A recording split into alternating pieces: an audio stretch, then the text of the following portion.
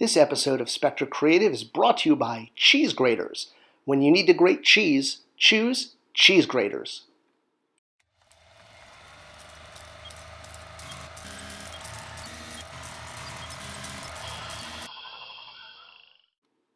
Hey, toy fans of all ages, Scott Toy Guru Netilich here, and before we jump into today's subject, I want to do a quick call out for an awesome new podcast I found, Toy Lines, found on toylines.com, found here on YouTube, iHeartRadio, Apple Podcast, iTunes. It's like everything you need to know for the upcoming week in Geek World, and I definitely suggest checking it out. I've learned so much from listening to them. All right, so today's topic, we're going to be talking about things like release dates and how action figures are released to retail and some of the factors that determine that. Now, obviously, there's a lot of different consumer products out there, and some products kind of have annual release dates where you get one, like a new book from an author. Other things come out weekly, like comic books, or rather monthly. You get a new issue, but every week when you go to the comic book store, you're bound to get something new, at least, hopefully. So why is it that toys have such a strange way of getting released? There's either a specific day that they're going to street, or it's totally random and you just have to hope to find the new wave. Why are toys released in waves? Well, I've gotten a few comments from some great listeners, and Alessandro Naram and Richard Lacey Field 9 have asked me these about release dates and waves, why they exist with action figures. So let's jump in and answer that. Well, it's no surprise that action figures are often in themed waves, and this is a great way of having characters that relate to each other be on shelf at the same time. Or to give you more figures for, say, an upcoming movie, and to keep the excitement going as you build up or build down from said tentpole event. And remember that because that's going to come up later. So why is it that all the figures have to be released in waves? Why can't you just release them all on, say, one specific street date? We could go to our favorite toy store or online e-tailer and just buy everything for the year and walk away feeling happy. Why is it that we have to keep going week after week to the aisles hoping against hope that the latest wave is actually put out and on the pegs?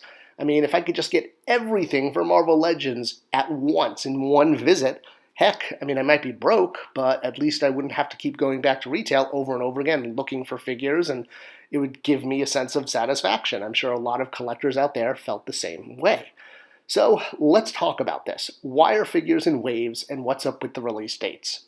Well, the first major factory is the toy factory. And the factories can't just make anything. In fact, they prefer to make one thing and a lot of it, like, say, a plastic cup.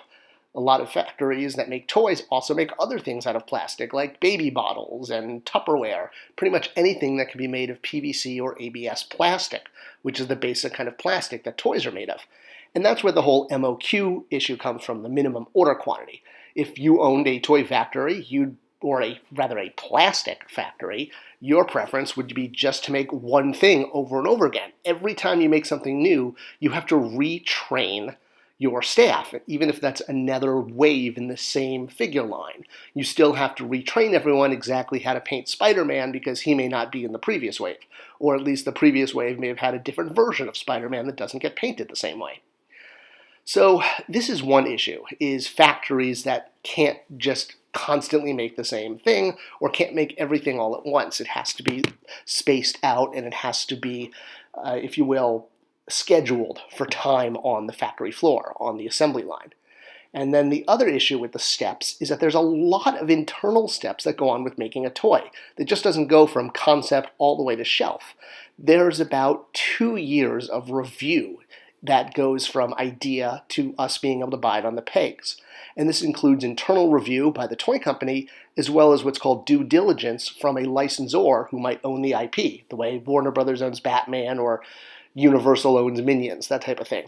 And the job of the licensor is to review the sculpt and make sure, for example, that the hair is parted on the right side of the figure and not the incorrect side, because fans will notice that right away and start screaming, "I can't believe you missed this," and parted Luke's hair wrong. Or, as an example of internal IP, internally, brand managers and designers could miss the fact that a figure's shoulders are on backwards, even though they have tons of different reviews of this figure. And it kind of comes down to limited bandwidth, having enough time to review every single figure in every detail. I know that we as collectors review these figures like mad and will look at every single piece of deco and articulation. But with all the figures that are going through, bandwidth can be limiting. And we even named this figure Bandwidth in Masters of the Universe Classics because I was kind of sick of hearing this as an excuse from people, saying, can you help me with this? And it would be, oh, I don't have the bandwidth for that. That was like the go-to excuse.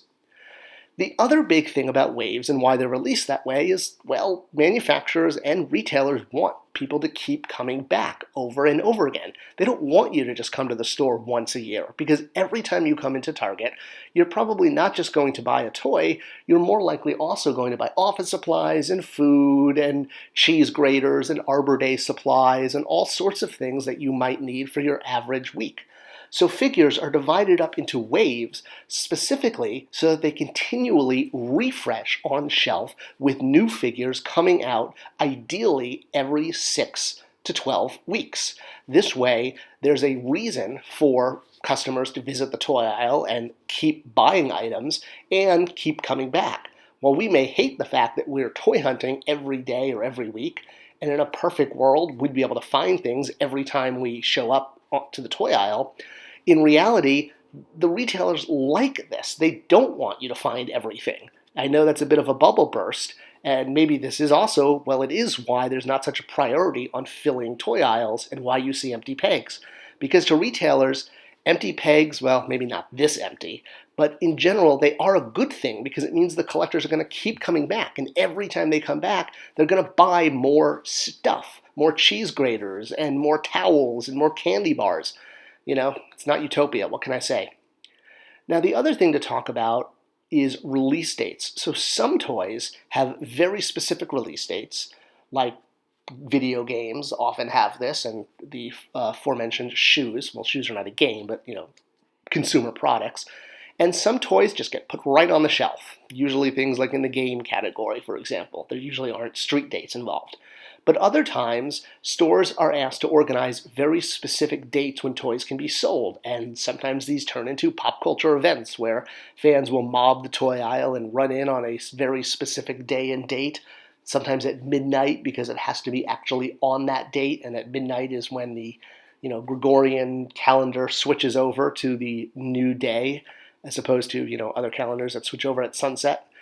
And companies, meaning studios and toy manufacturers, will work together to make sure crazy people can run in and buy toys at midnight, like me, buying Phantom Menace toys in this newspaper. Memories. I don't know how I got on the front page, but I did.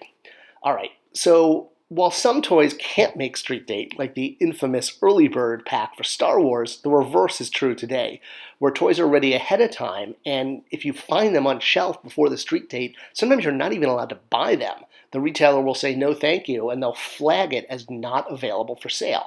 The reason they do this is because of movie studios. Movie studios have to coordinate major PR campaigns around upcoming films, especially films that are going to ideally make all the money for the studio that year. Usually only 1 or 2 films do this, making up for the sometimes hundreds of films that don't make money. It's called a tentpole event. The buzz, the event, and the post-event buzz. It's all coordinated, and studios work with the major retailers around the country in order to coordinate this. And while retailers don't always love this idea because it means resetting a planogram specific to a studio's timing, well, they're usually willing to do it because these type of brands bring in a lot of customers to buy more than just toys, to buy towels and cheese graters and popcorn and all of that. I've said cheese graters a lot. So one solution they've come up with is having these special kind of mid-aisle carts for the on-street dates. This way the planogram doesn't have to be changed over per the movie studio. But the deal is the movie studio sets the release date, the retailer follows it, and in return they're allowed to carry this product. If they don't adhere to the street date, well, that's that. And with more and more movies focusing more and more on having toys, this isn't a trend we're going to see go away anytime soon. The waves and release dates are all coordinated to get us into the store to buying more things besides action figures. It's not there just to get us to buy figures. It wants us to walk away with, yep, you guessed it, cheese graters. If you like this video, please do share it with others online. It helps the channel a ton. And make sure to check out my Twitter as well, at Spector Creative. Lots of still shots and images there too. Thanks for watching, and I'll see you next time.